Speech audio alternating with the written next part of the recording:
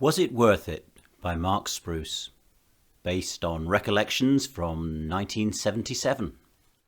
My teenage obsession was definitely music, an interest that has lasted undiminished over the intervening years. Music is available instantly these days, at the touch of a button or a voice command. But that was not always the case. Back in the 1970s, things were very different. And this is the story of the lengths and effort I went to acquire one particular album from that time. I've always enjoyed listening to music, and in my early teens a lot of it was of course the music owned by my parents. Little of it was really to my taste. Tijuana Brass didn't really float my boat, to be honest. At some point in the mid-70s my parents bought a new stylish radiogram. Their old Decca record player was handed down to me and was by contrast a much more modest affair. By my early teens, I'd started to buy some singles of my own.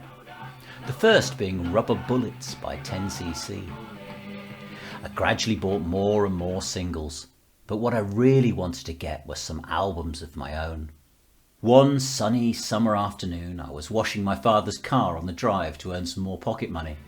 I enjoyed doing this job on a Saturday afternoon, as this was when Alan Fluff Freeman had his radio show, and I would get to hear some of the classic songs I liked alongside new releases.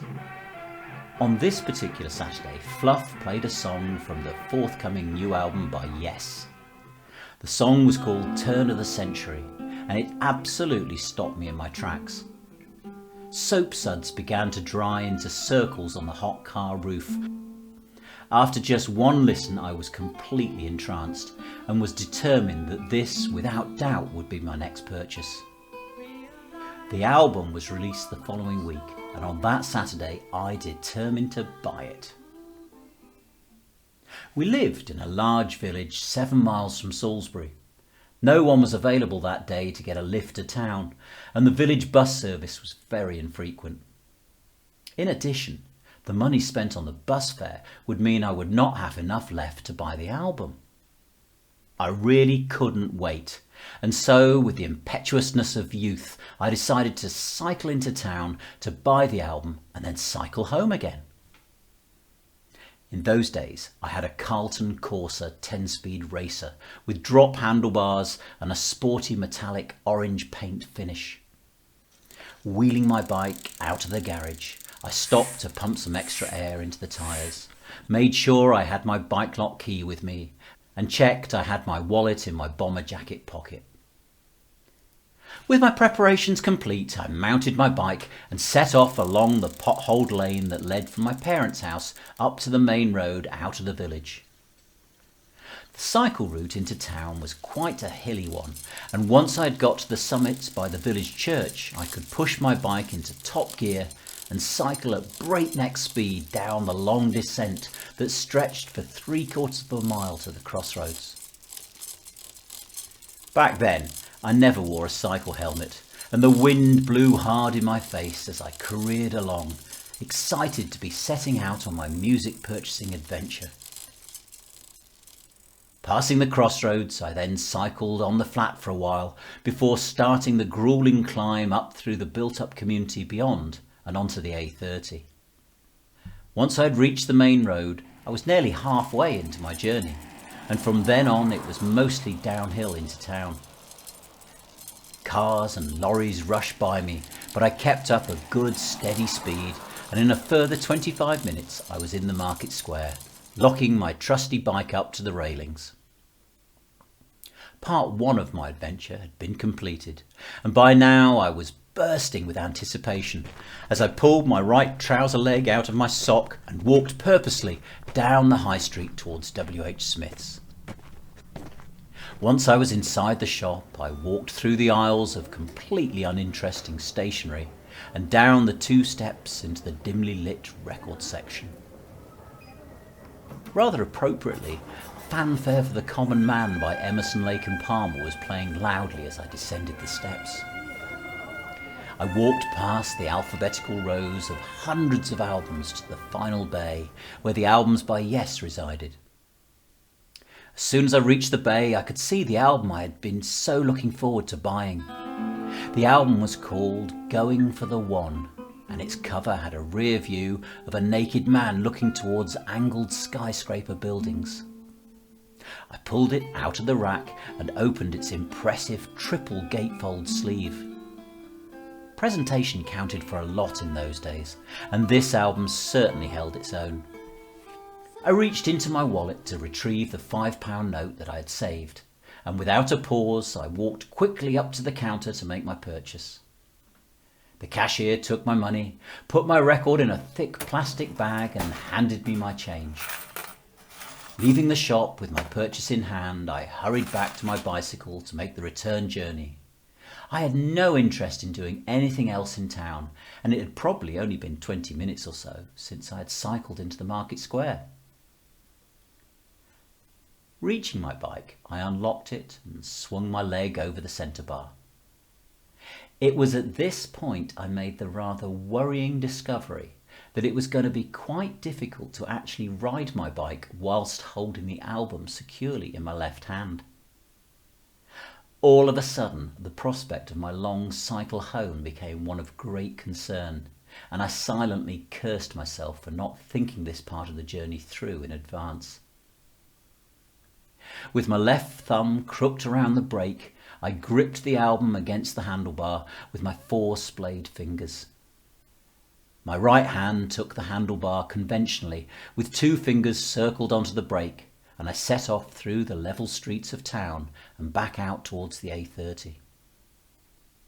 Another consequence I had not considered on my long downhill cycle into town was that on the return I would spend quite a lot of it cycling uphill.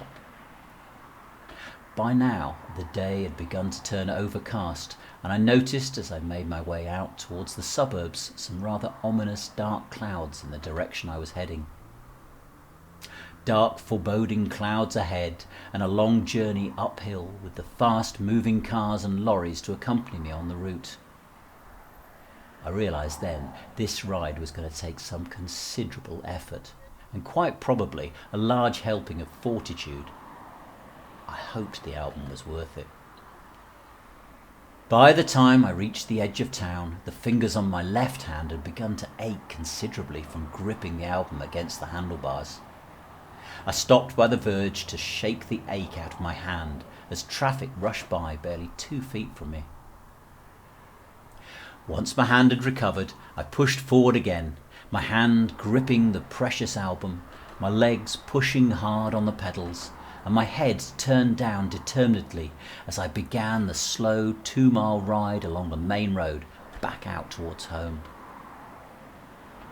That next part of the ride was without doubt the toughest. My hand began to quickly ache again, the wind began to blow into my face, and falling into a lower gear, I pushed my way exhaustingly along at a slow, steady pace. After a mile of uphill cycling, my legs began to ache as much as my left hand. I was tired, breathless, and feeling quite out of my depth as the traffic sped past me and I rode relentlessly on to the junction off the main road. Eventually, and with enormous relief, I reached the junction and turned off onto the long downhill section back to the crossroads. I could feel the sweat on my skin quickly turn cold under my jacket as my speed increased and I freewheeled thankfully down the hill. The traffic on this minor road had all but ceased, and this part of the journey gave me some respite from my previous exertions. In my mind, though, I knew only too well that I had one further hill, the steepest of the journey, to climb back up to the church at the edge of my village. Beginning the climb up from the crossroads, I pushed on hard once again with aching legs and an aching left hand. All I could think of at that point was the relief of finally being back home. Despite my best efforts, I managed to make it just over halfway up the hill before exhaustion and pain finally got the better of me. I got off my bike to push it the rest of the way to the top. It was at this point the rain began to fall, and my spirits sank to their lowest ebb. There were wide open fields on both sides of the road, and with no shelter available, I could do nothing but walk tiredly on, pushing my bike forward, my head down against the rain, my precious album tucked securely under my left arm. At the top of the hill, it was a relatively straightforward cycle home. The ache in my left hand had hardly decreased whilst I'd been pushing my bike, and it was with an enormous sense of relief that I finally turned into the lane that led to my parents' house. My journey came to an end at last. I managed to put my bicycle back into the garage, and with very tired limbs I opened the front door, stumbled into my bedroom and dropped my wet jacket uncaringly on the floor. No one else was in the house as I turned on my record player, slipped that album out of its sleeve and placed it on the turntable. I gently lifted the stylus arm and brought it down onto the edge of the record, listening to those few precious seconds of crackle and hum in mighty anticipation of what I was about to hear. I flopped onto my bed and laid down, wet and exhausted, but happy. I then listened to the whole of side one at great volume, lost in a world of exciting new sounds. Looking back, what struck me most was the sheer effort and determination it took to get that piece of music into my life. I also clearly remember the sickening feeling realising the problem of how hard it was going to be to cycle home and keep hold of the album at the same time. This was a teenage life lesson in underestimating a challenge. I cannot say I fully learned my lesson that day, and have gone on to successfully underestimate innumerable problems ever since. However, when I do and I stop to reflect, it's the memory of the day I bought the Yes album that so often comes to mind. The effort I expended that day has been repaid 100-fold in listening pleasure over the last 4 decades. Spruce Casts, an eclectic collection of anecdotes, reflections and stories by Mark Spruce.